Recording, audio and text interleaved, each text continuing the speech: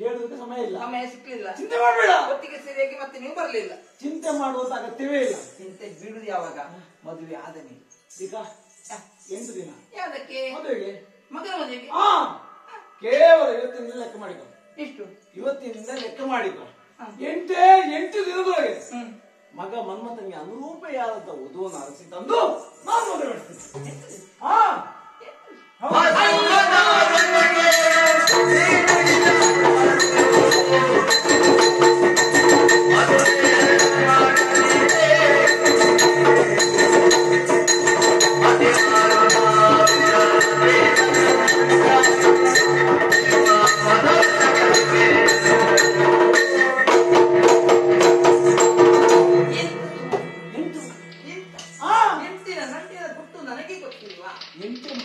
ಅದೃಷ್ಟ ಸಂಖ್ಯೆ ನಿಮಗೆ, ಆ ಸಂಖ್ಯೆ ಮಗನಿಗೂ ಉಂಟಾ? ಯಾಕೆ ಮಗನ ಮದುವೆ 8 ದಿವಸ ಮಾಡಿದ್ರೆ ಏನಾಗ್ತದೆ? ಓಹೋ, ಅಂದ್ರೆ ನಿಮ್ಮ ಸಂಕಲ್ಪ 8ನ ನಂಟಿನ ಗುಟ್ಟೆ ಎಂಬುದು ನನಗೆ ಚೆನ್ನಾಗಿ ಗೊತ್ತು. 8 ದಿವಸ ಅವಧಿಯಲ್ಲಿ ಮದುವೆ ಮಾಡೋದು. ಎಂತ ಮದುವೆ ಅಂತ ನಾನು ಯೋಚಿಸ್ತಾ ಇದ್ದೇನೆ. ಮದುವೆ ಎಲ್ಲರಾಗೆ ಮದುವೆ, ಮಕ್ಕಳಿಗೆ ಮದುವೆ ಏರ್ಪಾಡುಗಳೆಲ್ಲ ಸಿದ್ಧವಾದಾಗ ಹೆಚ್ಚು ಓಡಾಟಕ್ಕೆ ತೊಡಗುದು ಯಾರು? ತಾಯಿಯಿಂದ ಹುಮ್ಮಸ್ ಇರ್ತದೆ. ಅದೇ ಹುಮ್ಮಸ್ ಅಂತ ಹೇಳಿದ್ರೆ ಅಯ್ಯೋ ಅದು ಆಗ್ಬೇಕು, ಇದಾಗ್ಬೇಕು, ಅಲ್ಲಿ ಆಕಾಶ ಹಾಕಿರೋದ್ರೆ ಇಲ್ಲಿ ಇದಾಗ್ಬೇಕಿತ್ತು, ಅಯ್ಯೋ ಬರೋದಿಲ್ಲ. ಜನ ಬೇಕು ಅಂತ ಅಲ್ಲ, ನಿಮ್ಮ ಸೀರೆ ಆ ಕಡೆ ಈ ಕಡೆ ಕೊಂಡೋಗಿ ಆಗ್ತದೆ.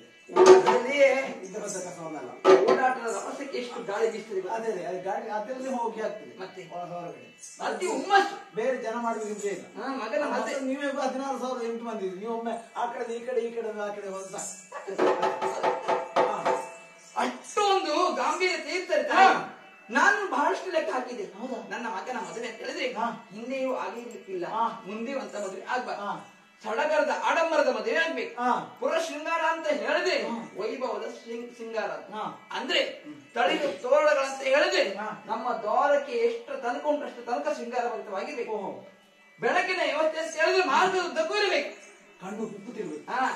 ಬಂದು ಬಳಗದವರು ಬಂದು ಗಮನಿಸಿದಾಗ ಎಂತ ಶೃಂಗಾರ ಇದು, ಎಂತ ಬೆಳಕಿನ ವ್ಯವಸ್ಥೆ, ಒಮ್ಮೆಲೆ ಬೆಳಗಾಗಬೇಕು ಅಂತ ಬಂಧು ಬಳಗದವರು ತೃಪ್ತಿಪಡಿಸಬೇಕು. ಆಮಂತ್ರಣ ಪತ್ರಿಕೆ ಆಗ್ಬೇಕು, ಎಲ್ಲರಿಗೂ ಹಂಚಬೇಕು, ಪುರೋಹಿತರ ಆಯ್ಕೆ ಆಗ್ಬೇಕು, ಉತ್ತಮ ಅಂತ ಅಡುಗೆ ಬ್ರಾಹ್ಮಣ ಆಯ್ಕೆ ಆಗ್ಬೇಕು, ಬೇಕಾದಷ್ಟು ಪಟ್ಟೆ ಪಿತಾಂಬರಗಳನ್ನೆಲ್ಲ ಕೂಡ ತೆಗೆದುಕೊಳ್ಳಿಕ್ಕೆ ಉಂಟು. ಇಷ್ಟೊಂದು ಕೆಲಸ ಬಾಕಿ ಕೆಲಸಗಳುಂಟು. ಇದೆಲ್ಲ ನಿಮ್ಮ 8 ದಿವಸ ಅವಧಿ ಒಳಗೆ ಆಗ್ತದ? ಕೃಷ್ಣನಿಗೆ ಅಸಾಧ್ಯವಾದ ಏನಿದೆ? ಎಲ್ಲ ಸಾಧ್ಯವೇ, ಎಲ್ಲವೂ ಸಾಧ್ಯ. ನನಗೆ ಗೊತ್ತು. ಆದ್ರೂ ಅನುಮಾನದಿಂದ ಕೇಳಿದೆ. ಅನುಮಾನ ನನ್ನ ಅನುಮಾನ ನಿಮ್ಮದಲ್ಲ, ನನ್ನ ಅನುಮಾನದಿಂದ ಮನೆ ಪ್ರಶ್ನಿಸಿ ಆಗ್ತದೆ ಎಂಬಂತ ನಂಬಿಕೆಯ ಭರವಸೆ ನೀವು ನನಗೆ ಕೊಡ್ತಾ ಇದ್ದೀರಂತಾದ್ರೆ ನಾನು ಒಪ್ಪಿಕೊಳ್ತೇನೆ. ಒಂದು ವೇಳೆ ಆಗದೆ ಮದುವೆ ಮುಂದೆ ಹೋಯ್ತಂತಾದರೆ, ಹಿಂದಕ್ಕೆ ಹೋದರೆ ಅಲ್ಲವೇ ಆ ಕ್ಷಣಕ್ಕೆ ನನ್ನ ಮನಸ್ಸಿಗೆ ಬೇಸರವಾಗ್ತದೆ. ಬೇಸರ ಆದ ಕ್ಷಣಕ್ಕೆ ನಾನು ನಿರ್ಧಾರಕ್ಕೆ ಬರ್ತೇನೆ. ಅವನ ನಿರ್ಧಾರ ಬೇರೆ ಉಂಟಾ? ಹೌದು, ಬೇರೆ ಸರಿಯಾಗಿ ನಿರ್ಧಾರ ತೆಗೆದುಕೊಳ್ತೇನೆ. ಏನ್ ಮಾಡ್ತೇನೆ? 16,008 ಜನ ನಿಮ್ಮ ಸೇವೆಗೆ ಅಂತ ಪ್ರದೇಲಿದ್ದೇವೆ. ಎಲ್ಲರೊಂದು ಗುಂಪು ಸೇರಿಸ್ತೇನೆ. ಯಾಕೆ? ಒಂದು ಅನ್ವೇಷಣೆಗೆ ಅವಾಗ ನೀವು ಮತ್ತೊಂದು ಮದುವೆ ಆಗ್ಬಿಡು. ನಾವು ನಿಮ್ಮ ಕೈಲಿ ಆಗದಿದ್ದ ಮೇಲೆ ಮತ್ತೆ ನಾವು ಮುಂದೋಗಿ ಮಾಡುದು. ಅದಕ್ಕೆ ಅದಕ್ಕಲ್ಲ, ಆ ಗುಂಪಿಗೆ ಅಧ್ಯಕ್ಷ ಸ್ಥಾನ ನಾನು ಪಡೆದುಕೊಳ್ತೇನೆ. ನೀನು ಹಿರಿಯೋಳಲ್ಲ. ಹೌದು, ಮಡದಿಯಲ್ಲಿ ಹಿರಿಯೋಳು ನೀನು, ಅಧ್ಯಕ್ಷ ನೀನೆ. ಅಧ್ಯಕ್ಷ ನಿಮಗೆ ಅದೊಂದು ಆ ಸ್ಥಾನ ನಿಮಗೆ ಒಂಬುತ್ತದೆ. ಹೌದು,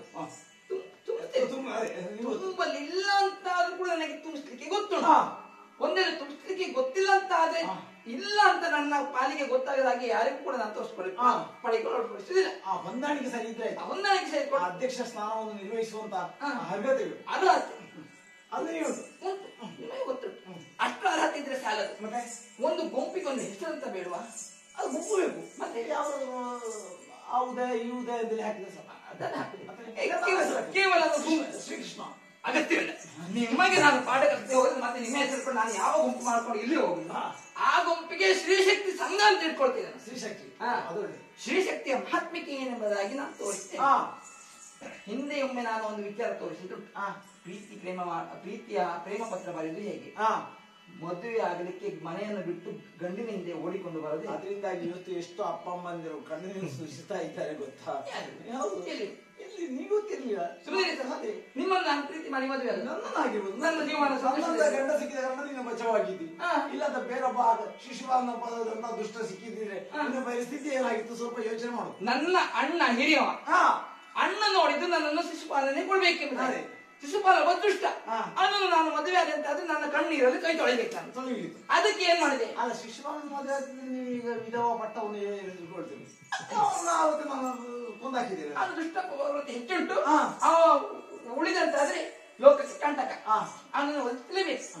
ಅಂತಗಳಿಗೆ ನನ್ನ ಪಾಲಿಗೆ ಬರಬಾರದೆಂದಾಗಿ ತಂದೆ ತಾಯಿದು ಅಷ್ಟೊಂದು ಪಡೆದು ಒಡ್ಡಿಲ್ಲ ಅಂತ ಹೇಳಿ ಪ್ರೇಮ ಪತ್ರ ನಿಮಗೆ ಬರೆದು ನೀವು ಅದನ್ನು ಓದಿ ಕಾಳಿಕಾಲಕ್ಕೆ ನನ್ನನ್ನು ಬರ ಹೇಳಿಸಿ ನಿಮ್ಮ ಬೆನ್ನ ಹಿಂದೆ ಓಡಿಕೊಂಡು ಬಂದೊಳೆಂದಾಗಿ ಪಟ್ಟ ಉಂಟು. ಅದರಲ್ಲಿ ಯಾರು ಹೇಳದಿದ್ರೆ ಓಡೋಳಿದಲ್ಲ ಸತ್ಯಭಾಮೆ, ಅವಳಿಗೆ ಒಂದು ದಿನಕ್ಕೆ 4 ಸಲ ಹೇಳಲೇಬೇಕು. ನಾನು ಹೇಳಿದ್ದೇನೆ, ನೀವು ಹೇಳಿದ್ರಿ. ಅವಳಿಗೆ ನನ್ನ ಮೇಲೆ ಹೊಟ್ಟೆ ಸಂತದೆ ಎಂದು ಹೇಳು. ಸತ್ಯದ ಪ್ರೀತಿ ನನ್ನ ಮೇಲೆ ಉಂಟೆಂದಾಗಿ ಬಿಡಿ ಸ್ವಾಮಿ, ಈ ಗುಂಪಿನ ವಿಷಯಕ್ಕೆ ಬರ್ತೇನೆ. 16,008 ಜನರನ್ನು ಗುಂಪು ಸೇರಿಸಿಕೊಂಡು ಒಬ್ಬರು ಕೂಡ ನಿಮ್ಮ ಸೇವೆಗೆ ಸಿಗದ ಹಾಗೆ ಮಾಡಿ ಎಲ್ಲರನ್ನು ಸೇರಿಕೊಂಡು ಅಪ್ಪನ ಮನೆಗೆ ಅಪ್ಪನ ಮನೆಗೆ ಹೋಗುದೇ ಬೇಕಾದ ಸ್ಥಳ ಉಂಟಲ್ಲಿ, ಏನು ಸಮಸ್ಯೆ ಇಲ್ಲ. ದೊಡ್ಡ ಅರಮನೆಯಂತೆ ಎಷ್ಟು ಜನ ಬೇಕಾದ್ರೂ ಒಂದು ಇರುವಂತ ಕೊಠಡಿಗಳು ಉಂಟಂತೆ. 16,000 ಅಲ್ಲ ಸ್ವಾಮಿ, 17,000 ಬಂದು ಕೂಡ ಇರೋದಕ್ಕೆ ಪ್ರತ್ಯೇಕ ಕೊಠಡಿಗಳು ಉಂಟು. ಹೋಗ್ತೇನೆ ಅಂತ ಹೇಳಿದ್ದಾರೆ. ಹೊರಗೆ ಹೋಗುದು ಕಾಣಲ್ಲ, ಆ ಕಡೆಗೆ ಹೋಗ್ತೇನೆ. ಅಲ್ಲಿ ನಮ್ಮ ಅರಮನೆಯಲ್ಲಿ ಆ ಕಡೆಗೆ ಹೋಗ್ತಿದ್ದೀನಿ, ಹೊರಗೆ ಹೋಗುದಿಲ್ಲ. ನಾನು ಹೋಗ್ತೇನೆ ಅಂತ ಹೇಳಿದ್ದು ಇವಾಗಲೇ ಹೋಗ್ತೇನೆ ಅಂತ ಹೋಗ್ತೇನೆ. ಅದು ಯಾವಾಗಲೂ ಅಲ್ಲಿ ಬರ್ತೇನೆ ಅಂತ ಹೇಳಿ ವ್ಯವಸ್ಥೆ ಮಾಡ್ತೇನೆ ಅಂತ. ಅದು ಯಾವಾಗ ನೋಡುವ ಅಪ್ಪನ ಪತ್ರ ಬರೀದೇವೆ ನಾವು 8 ದಿವಸ ಬರ್ತೇವೆ. ಪತ್ರ ಬರಬೇಕಂತಿಲ್ಲ, ಅಣ್ಣ ಕಾಯ್ತಿರ್ಬೋದು ತಂಗಿ ಬರ್ಬೋದಂತ. ಹಾಗೆ ಇನ್ನು ಅಪ್ಪ ಆದ್ರೆ 2 ದಿವಸ ಆದ್ರೂ ನಿಮ್ಗೆ ಅವಕಾಶ ಕೊಟ್ಟಾನು. ಯಾಕೆಂದ್ರೆ ನನ್ನ ಪ್ರೀತಿಯ ಮಗಳ ಮಮಕಾರದಿಂದ ಇರ್ಲೇಪ ರುಕ್ಮಿಣಿ ಬಲ್ಲ ಅಂತೇಳಿ ಇನ್ನ ಅಣ್ಣ ಆ ಕಡೆಯಿಂದ ನೋಡ್ತಾ ಇದ್ದಾನೆ ಕೆಂಪು ಕಣ್ಣು ಮಾಡಿ ಯಾವ ಇವರ ತಲೆಗಡಿ ಅಂತೇಳಿ. ಯಾಕಂದ್ರೆ ನಮ್ಗೆ ಅವರ ಮಿತ್ರರಂತ ಶಿಶುಪಾಲನಿಗೆ ಕೊಟ್ಟು ಮದುವೆ ಮಾಡಿಸಿ ತೀರ್ಮಾನ ಮಾಡಿದಾಗ ಶಿಶುಪಾಲನ ಇಲ್ಲವಾಗಿಸಿದ್ದೇನೆ.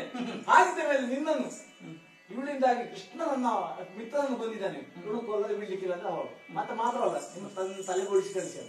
ಒಂದು ವೇಳೆ ನೀವು ಬದುಕಿದ್ರೆ ತಲೆ ಬೋಡಿಸಿ ಕಳಿಸಿ. ಆದ್ರೂ ಹೋಗ್ತೇನೆ. ಆದ್ರೂ ಅನ್ನ ಬೇಕು, ಗಂಡ ಬೇಡ. ಗಂಡ ಬೇಡ ಅಂತ ಹೇಳಿಲ್ಲ, ಹೋಗ್ತೇನೆ ಅಂತ ಹೇಳಿದ. ನಾನು ಇವತ್ತೇ ಹೋಗ್ತೇನೆ ಅಂತ ಹೇಳಿಲ್ಲ. ಮತ್ತೆ ಅಣ್ಣನ ಬಳಿಗೆ ಹೋಗುದು ಅಪ್ಪ ಇರುವ ಅಲ್ಲಿ ಹಾಗೆ ಹೋಗ್ತೇನೆ. ನನಗೆ ಚೆನ್ನೈಯಲ್ಲಿ ಬಾಯಿಸಿದೆ ನಾನು. ನನಗೇನು ಬೇಸರ ಇಲ್ಲ. ಮತ್ತೆ ಗಂಟ ಹೊಡೆದ್ರೆ ಹೆಂಡತಿ ಗಂಟ ಹೊಡೆದ ದೊಡ್ಡ ತಪ್ಪು ಏನಲ್ಲ. ಈಗ ಒಬ್ಬ ಯಜಮಾನ ಇರ್ತಾನೆ, ಬೇಕಾದಷ್ಟು ಮಂದಿ ಆಳುಗಳು ಇರ್ತಾರೆ. ಆಳೊಬ್ಬ ತಪ್ಪು ಮಾಡಿದಾಗ ಯಜಮಾನ ಆಳಿಗೆ ಹೊಡಲಿಕ್ಕೆ ಕೈ ಎತ್ತಾನೆ. ಅದು ಯಜಮಾನನ ಗನಸ್ತಿಕೆ 4 ಜನ ತುಂಬಿದಲ್ಲಿ ಆ ಆಳೆ ಯಜಮಾನನಿಗೆ ತಿರುಗಿ ಹೊಡೆಬೇಕಂತಿಲ್ಲ. ಹೀಗೆ ಕೈ ಎತ್ತಿದ್ರೆ ಸಾಕು, ಹೋಗುದು ಯಜಮಾನನ ಯಜಮಾನನ ಗನತೆ ಆನ ಮರದೆಲ್ಲ ಮಣ್ಣು ಪಾದ.